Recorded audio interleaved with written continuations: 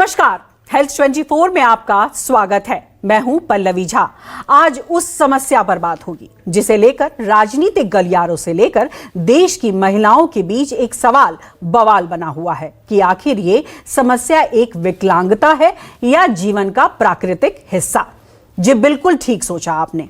आज बात होगी महिलाओं को होने वाली माहवारी की, जिसे पीरियड्स, मासिक धर्म या मेंस्ट्रुएशन भी कहते हैं। तो आज चर्चा उसके साथ समाधान यानी उपाय के साथ हम जानेंगे कि आखिर पीरियड्स कैसी समस्या है। क्या हर महिला पीरियड्स के दौरान एक ही तरीके से फील करती है या फिर हर महिला का मासिक धर्म अलग होता है। मासिक धर्म चक्र आपके स्वास्थ्य का एक महत्वपूर्ण हिस्सा है। ऐसे में जरूरी है इसको समझना कि मेंस्ट्रुएशन से मेन्यूपॉज में आपको क्या समस्या आती है और उसका कैसे उपचार किया जाए।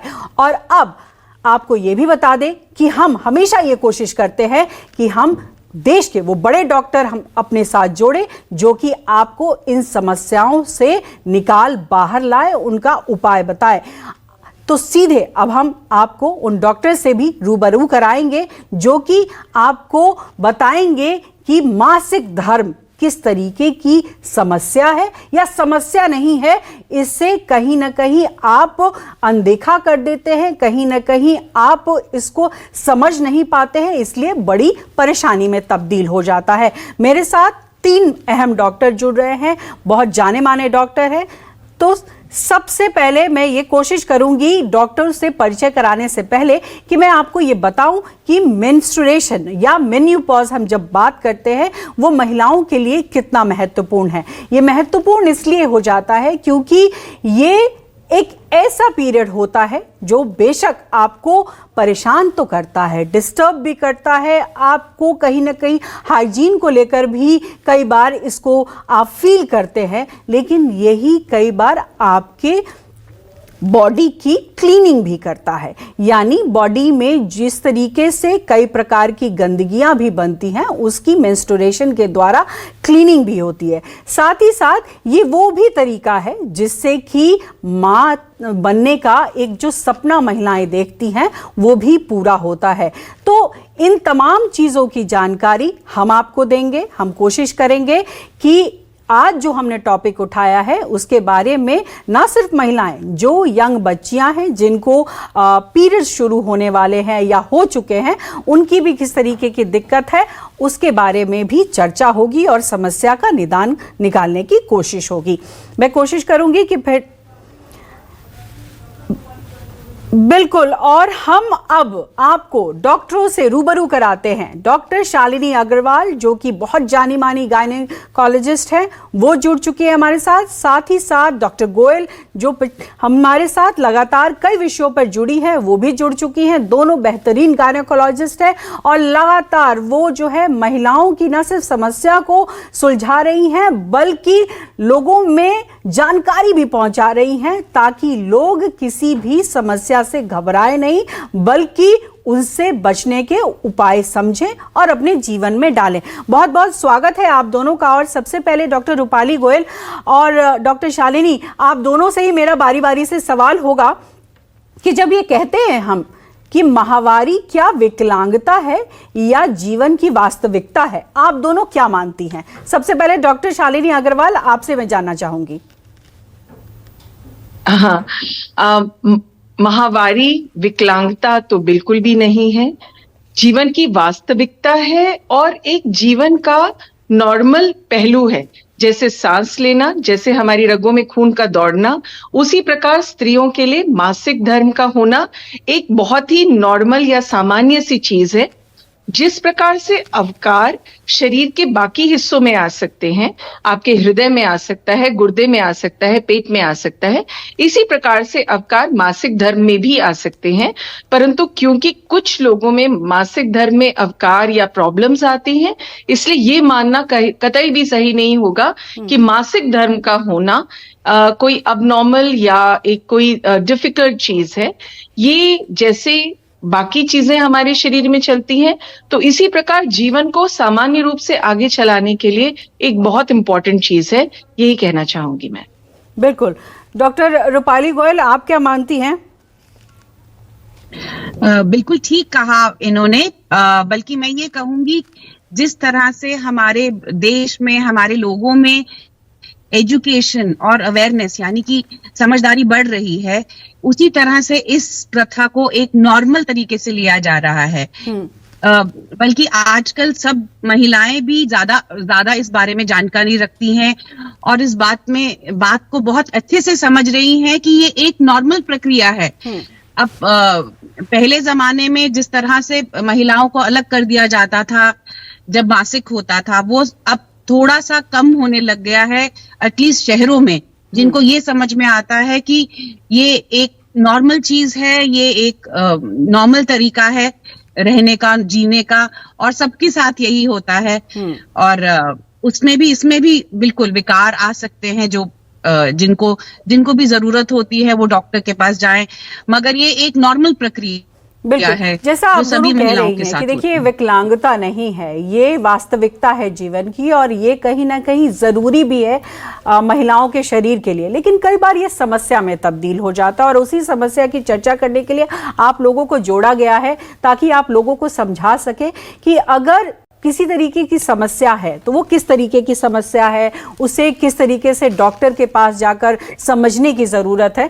तो ऐसे में ये सवाल उठता है कि क्या हर महिलाओं में जो पीरियड्स होते हैं वो बिल्कुल सेम होते हैं या फिर अलग अलग होते हैं, और अलग अलग होते हैं तो क्यों होते हैं? डॉक्टर शालिनी अग्रवाल, मैं समझना चाहूंगी। जी, बहुत अच्छा सवाल उठाया है आपने। पहले हमने ये जान लिया कि पीरियड का होना एक नॉर्मल चीज होती है।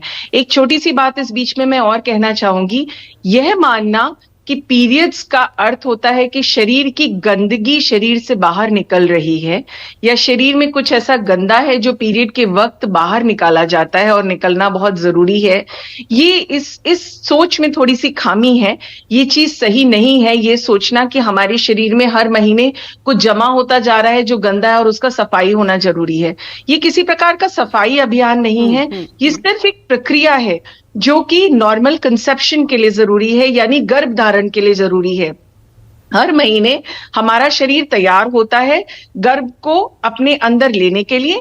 यदि गर्भ धारण नहीं होता या प्रेगनेंसी नहीं होती तो हमारा जो यूट्रस है, जो हमारी बच्चेदानी है, वो उस ब्लड की लाइनिंग को जो कि उसने तैयार की होती है प्रेगनेंसी को रोकने के लिए, उसको बाहर निकाल देती है। दिस इज नॉर्मल, न केवल इंसान में परंतु हर मैमल में ये चीज होना एक नॉर्मल चीज मानी जाती है। तो कोई गंदगी शरीर से बाहर नहीं निकल रही।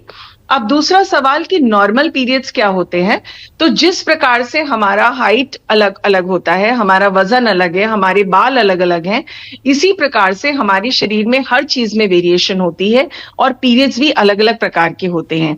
तो नॉर्मल पीरियड वो होते हैं जिनको माना जाता है कि किसी में 2 दिन तक भी होता है, वो भी नॉर्मल हो सकता है, या अप टू 7 डेज होता है, वो भी नॉर्मल होता है।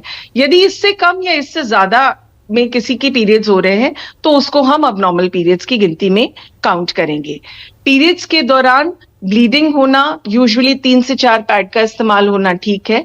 कोई खून के थक्के ना जाए, ब्लीडिंग इतनी होनी चाहिए, इतनी ना हो कि आपको खून ज्यादा जा रहा है, ज्यादा बह रहा है या क्लॉट्स के फॉर्म में बाहर आ रहा है और हम सोच रहे हैं कि शरीर में सफाई हो रही है, इसका निकलना जरूरी है, ये बात भी गलत है।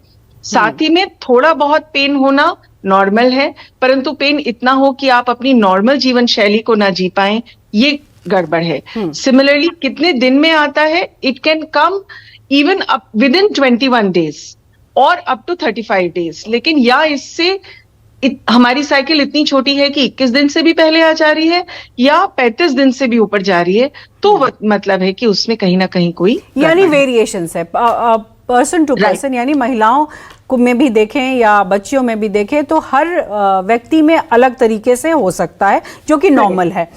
इस बीच में डॉक्टर शिवानी का भी रुख करना चाहूंगी। बहुत स्वागत है डॉक्टर शिवानी आपका भी। और चूंकि आज हमने ये जो टॉपिक उठाया है महिलाओं से जुड़ा हुआ है और तमाम महिला डॉक्टर हमारे साथ जुड़ी हुई हैं, तो जैसा इन्होंने बताया कि देखिए ये विकलांगता नहीं है, जीवन की वास्तविकता है। बेशक इसको हम ऐसे नहीं कह सकते हैं कि आपके शरीर से कोई गंदगी निकल रही है, लेकिन एक तरीके से कहा जाए तो प्यूरिफिकेशन भी है और साथ ही साथ मां बनने की एक प्रक्रिया भी उसी से मिलती है। लेकिन डॉक्टर शिवानी, मैं आपसे जानना चाहूंगी कि बहुत सारे लोगों में बहुत तरह की परेशानियां भी डेवलप हो जाती हैं। बहुत लोगों में पेट का दर्द होता है, वो काफ़ी ज़्यादा होता है कि दवाई खाने के बावजूद भी वो दर्द नहीं जाता है। उसके अलावा ये कई समस्या ये होती है कि आपका मूड स्विंग काफ़ी ज़्यादा होने लगता है, आपको पता भी नहीं लगता कि आखिर आपके साथ हो क्या रहा है। तो ये जो चीज़ें हैं वो कितनी इम्पॉर्टेंट है, या फिर इसे भी एक नॉर्मल वे में लेना चाहिए? पल्लवी जी, पीरियड के साथ एसोसिएटेड माइल्ड टू मॉडरेट मतलब मिनिमल थोड़े से क्रैम्प्स नॉर्मल माने जाते हैं।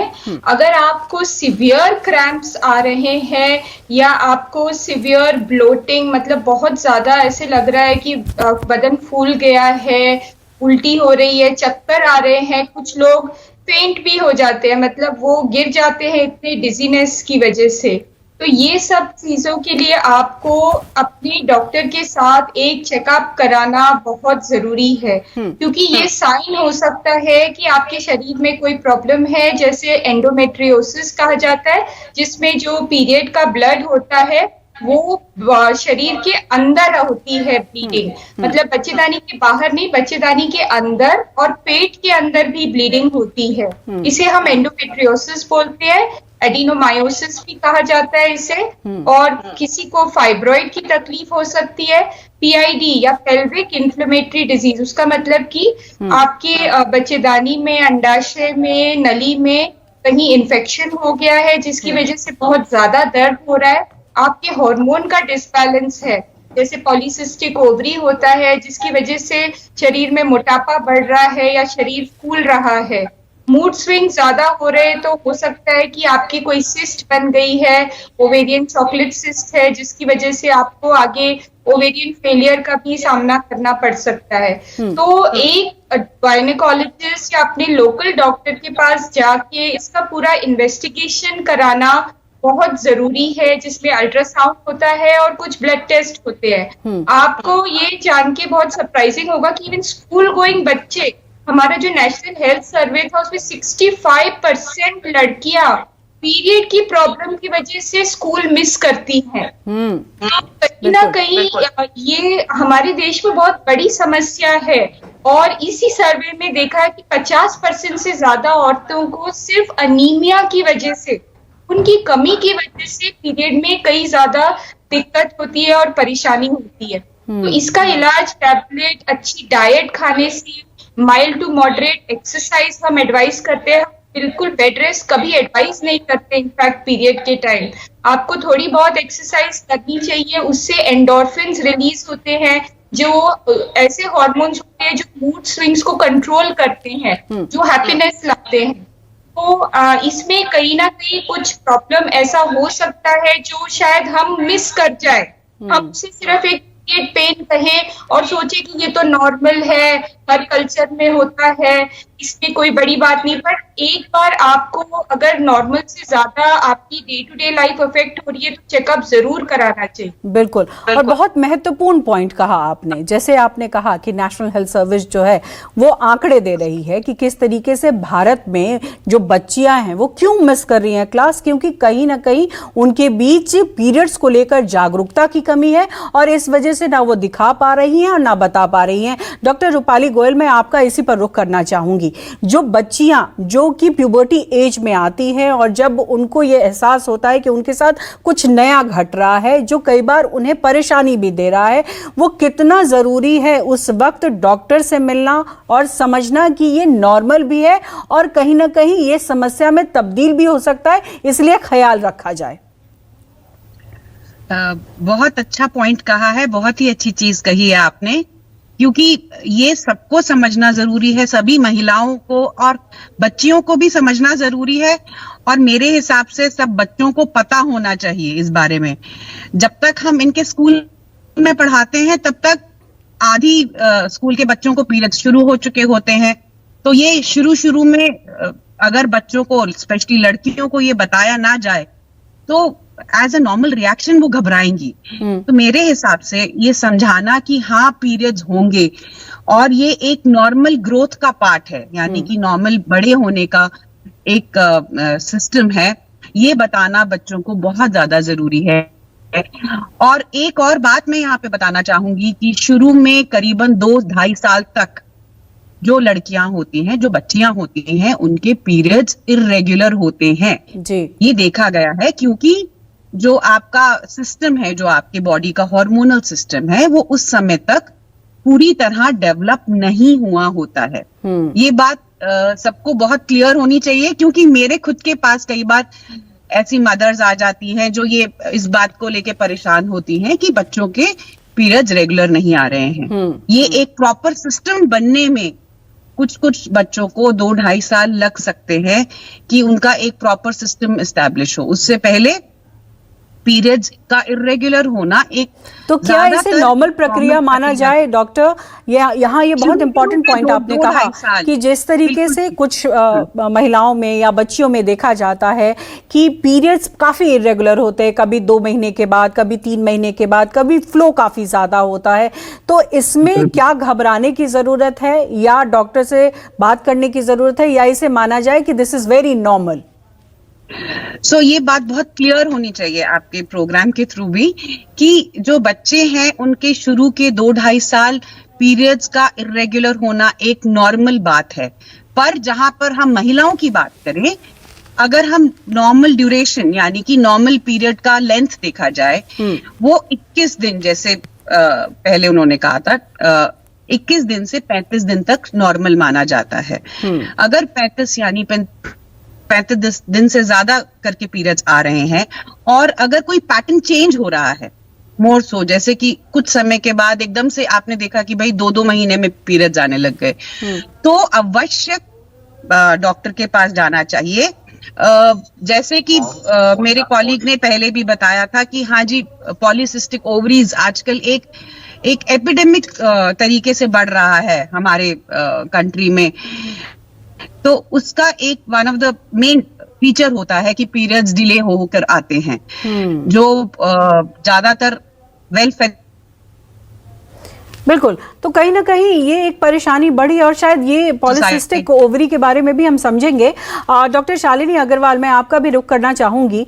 हम बहुत बारीकी से इसको समझ रहे हैं, और इसलिए समझ रहे हैं क्योंकि इस पर लगातार सवाल उठ भी रहे हैं कि क्या ये एक ऐसी समस्या है जिसको लेकर के लीव दिया जाए। खैर, उसकी चर्चा हम बाद में करेंगे, लेकिन यहाँ पर ये समझाने की कोशिश करें हमारे दर्शकों को कि जिस तरीके की हालत होती है उस दौरान, जो मूड स्विंग की बात की, जैसा बाकी हमारे पैनलिस्ट ने कहा कि आप इर्रेगुलर भी हो सकता है, कोई और भी समस्या हो सकती है, लेकिन कई बार क्या होता है कि पीरियड्स के दौरान काफ़ी ज़्यादा समस्या होती है, और कई बार ऐसी फीलिंग आती है कि आप में इतनी शक्ति नहीं है कि आप उठ सके, आपके शरीर के कई भागों में दर्द भी होना शुरू हो जाता है। तो ये जो आफ्टर 40 एज में जब शुरू होता है, तब किस बात का ख्याल रखना ज़रूरी होता है? पल्लवी जी, ऐसा है कि पीरियड्स में होने वाली दिक्कतें किसी भी एज में हो सकती हैं, from young age till our reproductive age and around 40s, जिसको हम पेरीमेनोपॉजल टाइम कहते हैं कि बस अब आपका मेनोपॉज आने वाला है कुछ समय में, तो हमारे पीरियड्स में इश्यूज तब भी आ सकते हैं। अगर हम जनरल बातें करें तो सिंपल चीजें बहुत महत्वपूर्ण हो जाती हैं इस टाइम पे, और कुछ बहुत ही छोटी छोटी चीजों को ध्यान में रख के हम अपनी हेल्थ का ख्याल रख सकते हैं। We can start feeling better. First is the understanding कि yes, periods are a normal part of life. अगर हम उसको शुरू से अबनॉर्मल मानना शुरू करेंगे तो कहीं ना कहीं हमारे मन में उनके प्रति एक डर, और कोई भी छोटी से छोटी होने वाली प्रॉब्लम के बारे में हम सोचेंगे कि ये कोई बहुत बड़ी चीज हो रही है हमारे साथ। तो पहले तो ये समझना, हर माँ को अपनी बेटी को यही समझाना है कि पीरियड्स शरीर का नॉर्मल हिस्सा है। कहाँ पर डॉक्टर को दिखाना है इसकी चर्चा हम कर ही चुके हैं, पर ऐसी चीज जो नॉर्मली सबके साथ हो रही है वो नॉर्मल है, पहला ये भी समझना है। दूसरे, जो अलग अलग प्रॉब्लम्स आती हैं, बहुत थकान हो रहा है, शरीर में दर्द हो रहा है, इनका ध्यान हम बहुत सिंपल बातों के द्वारा ले सकते हैं। Good nutrition very important. लड़कियों को पीरियड्स के कारण, जब क्योंकि हर महीने वो कुछ अमाउंट ऑफ ब्लड लूज करते हैं, इसलिए लड़कों की अपेक्षाओं में या मेन की अपेक्षाओं में विमेन में हीमोग्लोबिन 1 ग्राम प्रतिशत कम होता है। तो हमें अपनी डाइट का थ्रू आउट द टाइम ज्यादा ख्याल रखना है। अमूमन ये देखा जाता है कि औरतें बाकी फैमिली का ध्यान तो पूरा रखती हैं, परंतु अपनी डाइट को पीछे रख देती हैं। तो छोटी छोटी चीजें, फलों का सेवन करना, आयरन युक्त चीजों का सेवन करना, प्रोटीन युक्त चीजों का सेवन करना, दालें अच्छे से लेना, हरी सब्जियां, फल, सेब, अनार, बहुत छोटी सी चीज, लोहे की कढ़ाई में खाना बनाना, ये पुराने जमाने में हम करते थे। एक सिंपल सी इस चीज के द्वारा हम अपने शरीर में ज्यादा अच्छा पोषण पहुंचा सकते हैं। तो सबसे पहले पोषण का ध्यान रखना through out the month and specially उस समय में जबकि हमें पीरियड्स हो रहे हैं। पीने की चीजें अच्छे से लेना, जिससे कि पीरियड्स के टाइम में हमें और उस दौरान खुश रहना भी बेहद जरूरी है, क्योंकि अगर आप पॉजिटिव रहेंगे तो शायद पॉजिटिव एनर्जी मिलेगी और पॉजिटिव हार्मोन का भी कहीं ना कहीं फ्लो बढ़ेगा, और इसीलिए ये जरूरी है इस चीज को काफी समझना। डॉक्टर शिवानी, मैं आपका रुख कर रही हूँ। जिस तरीके से हम पीरियड्स की बात कर रहे हैं, मेंस्ट्रुएशन की बात कर रहे हैं, मेन्यूपॉज भी बहुत इंपॉर्टेंट रोल है और इसको समझना भी बहुत ज़रूरी है, क्योंकि 45 आजकल ज़्यादातर देखा गया है कि आफ्टर 40 भी बहुत लोगों को मेन्यूपॉज शुरू हो रहा है। लेकिन जो पहले के हिसाब से देखा जाए तो आफ्टर 45 मेन्यूपॉज देखा जाता था, लेकिन मेन्यूपॉज में जितनी परेशानी होती है शायद उतनी परेशानी मेंस्ट्रुएशन में नहीं होती है। तो इसको कैसे समझे, क्योंकि जब मेन्यूपॉज आना होता है तो लोगों को समझ में नहीं आता है कि ये पीरियड्स हो रहा है या फिर मेन्यूपॉज की तरफ बढ़ रहे हैं। हाँ, ये बहुत कंफ्यूजन होता है। पल्लवी, आपने बिल्कुल hit the nail on the head. 40 की एज के बाद जब भी औरतें हमारे ओपीडी में आते हैं, क्लिनिक में आते हैं, कंफ्यूज रहते हैं कि क्या मेरा मेनोपॉज शुरू हो रहा है। और ये 45 to 51 ये एवरेज उम्र मानी जाती है मेनोपॉज की, बट आजकल हम 30s में भी देख रहे हैं बहुत सारी औरतों का अर्ली, मतलब टाइम, समय से पहले मेनोपॉज शुरू हो रहा है। तो मेनोपॉज के समय जो पीरियड होता है, जो मासिक धर्म आपका कम हो जाता है, चाहे महीने की बजाय 2 महीने में आए, जो ब्लीडिंग की क्वांटिटी होती है, जितनी आपको पीरियड पहले होता था उतना नहीं होगा, उसकी क्वांटिटी भी कम हो जाएगी। शरीर में और भी कई तरह के चेंजेस आते हैं, जैसे बहुत गर्मी लगती है, हॉट फ्लशेस आते हैं, जो बोन्स होती हैं उसकी जो वीकनेस या उनमें पेन वो ज्यादा बढ़ जाती है। तो मेनोपॉज एक बहुत क्रिटिकल टाइम है, इस हद तक कि जब आप मेंस्ट्रुअल लीव की बात करें तो उसके साथ एक मेनोपॉज भी एक डिसेबिलिटी के जैसे प्रपोज किया गया है कि इसकी भी लीव के लिए कुछ लोगों ने प्रपोजल डाली हुई है। तो मेनोपॉज अपने आप में एक बहुत बड़ा इवेंट होता है एक औरत के लिए, और इसीलिए इसमें बहुत संभल के रहना जरूरी है। सबसे ज्यादा इम्पोर्टेंट है कि इसमें डाइट का बहुत ज्यादा ख्याल रखा जाए। आपको आयरन और कैल्शियम रिच खाना खाने की बहुत जरूरत है। बीटरूट, सेब, अनार अगर आप खा नहीं सकते, आप जूस बना के पीजिए। आप डेली अपना रूटीन बना लीजिए कि 20 मिनट की आप कोई भी वॉकिंग या कोई भी ऐसी मॉडरेट इंटेंसिटी की एक्सरसाइज जरूर करेंगे, जिससे आपको ये ट्रांजिशन बहुत आसानी से हो जाए। मेनोपॉज का मतलब कि 1 साल तक आपका जो मासिक धर्म है वो बिल्कुल बंद हो गया है।